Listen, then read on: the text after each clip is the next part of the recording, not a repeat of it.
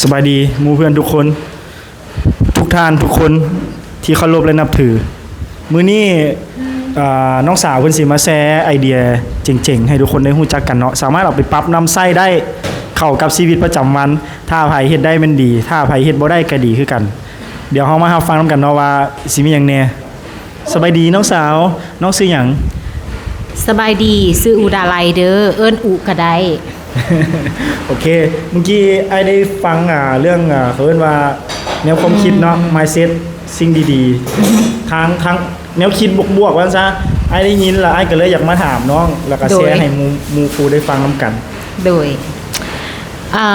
บ่ได้มีหยังหลายเนาะเน้นแบบว่าสั้นๆกระทันหัดคือแบบ5นาทีว่ะประมาณ10นาทีนี่แหละ หน่อยเดียว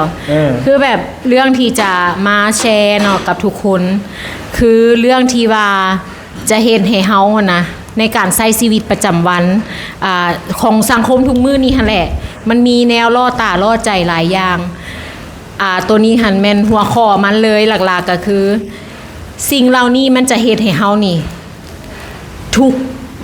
สามารถถูกในอนาคตมันจะถูกไปเทื่อละหน่อยบ่แม่นว่าถูกบาทเดียวมันจะเฮ็ดให้เฮานี่คือแบบถูกจนไปเทื่อละหน่อยคือเฮาหาเงินมาเท่าใดนะมันก็บ่เหลือย้อนว่าเฮายังเฮ็ดสิ่งเหล่านี้อยู่แม่นหยังล่ะ1การใช้ชีวิตทุกมื้อสมมุติเนาะทุกคนย่างไปตามทางแต่ว่าทุกคนบ่ได้อยากหยังค่อยกินข้าวมาแล้วค่อยกินน้ำมาแล้วแต่อยู่ข้างทางนั้นมันมีห้านกาแฟคือห้านกาแฟตัวนั้นเนาะเขาเจ้าจะเฮ็ดเป็นคือล้อนะแล้วมันเป็นสิ่งหนึ่งที่ว่ามีกินล่อตาล่อใจเนาะล่อทั้งที่ว่าเฮาสิบ่ซื้อแล้วเฮาบ่อยากแต่ว่าเฮาได้กินปุ๊บสมองเฮาสิสั่งการเลยว่าโอ้กูต้องซื้อได้นี่มันหอมกูต้องกินกาแฟจอกนั้นหั่นนะสมมุติเนาะจอกละ30,000ในขณะนั้นเจ้าสิบ่ได้เสียเลย 30,000 แต่เจ้าได้กินกาแฟปุ๊บสมองจะสั่งการแล้วว่ากูต้องซื้อกูต้องกินแหละประมาณนี้แต่ว่าเจ้าอดบ่ได้เงิน 30,000 นั้นออกจากธงเจ้าไปแล้วเรียบร้อยโอเคแล้ว2มาคืออันที่2ก็คือการที่ว่าเจ้าเห็นสินค้าอยู่ตาม Facebook อยู่ตามอีหยังต่างๆลดราคาอันนี้คือเฮาต้องคืนแล้วล่ะป้าตัวนี้แหละที่ว่าตามหามาโดนลดราคาเฮาต้องเอาได้ต้องจัดแล้วแหละเฮาทั้งที่เฮาบ่ได้คืนแล้วว่าเฮาสิซื้อได้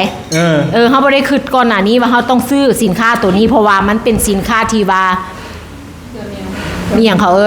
เป็นสินค้าที่ว่าฟุ่มเฟือยเป็นสินค้าที่ว่าบ่ได้จำเป็นในชีวิตของเฮาในชีวิตประจำวันของเฮาแต่ว่าเฮาไปเห็นเขาลดราคาเซลล์เขารีวิวสนใจแม่นสมองเฮาก็สั่งการแล้วว่ามึงเอามั้ยคันมึงพลาดโอกาสนี้แปลว่ามึงบ่ได้ละได้เงินอยู่ถงเฮาก็ต้องเสียไปนำสิ่งเหล่านี้กับสิ่งที่บ่จำเป็นกับสิ่งที่ว่าบ่จำเป็นในชีวิตเฮาหรือว่าชีวิตประจำวันเพราะฉะนั้นหั่นน่ะ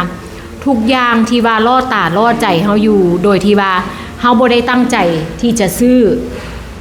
ตัวนี้นะมันก็คือสิ่งที่จะเฮ็ดให้เฮานี่ทุกในอนาคตมันจะเสียไปเท่าละหน่อยมันจะบ่ได้เสียไปเป็นก้อนแต่มันจะเบิดไปเพราะฉะนั้นก็อยากฝากให้ทุกคนเป็นความรู้โอเคก็มีแต่ซ้ำนี่แหละเข้าใจสำหรับตัวอ้ายแล้วอ้ายฟังเบิ่งมันก็มีก็เป็นความรู้ดีๆเนาะแล้วก็มีสาระแล้วเฮาก็สามารถไปปรับนำใช้ได้เพราะว่าอันนี้ก็เคยเกิดขึ้นมากับตัวเองคือกันโดยเฉพาะแมนผู้ชายเนาะเครื่องกีฬาอีหยังที่มันอัปเดตออกมาเป็นซีซั่นใหม่รถเฮาเห็นเฮาอยากได้เนาะแบบนี้แหละแต่ขึ้นมาเห็นน้องเว้าถึงความจำเป็นเนาะว่าเฮาจำเป็นต้องซื้อบ่อันนี้ก็คือความมักส่วนตัวแต่ว่าแนวใดก็อย่าการลงทุนมันก็เป็นอีหยังที่ต้องเสี่ยงแล้วก็เป็นสิ่งที่ได้มาย้อนความมักและกับความพึงพอใจของตัวเฮาเองเนาะโอเคเข้าใจน้องอู้หลายๆที่มาแชร์ขอบใจทุกคนเด้อขอบใจบาย I love you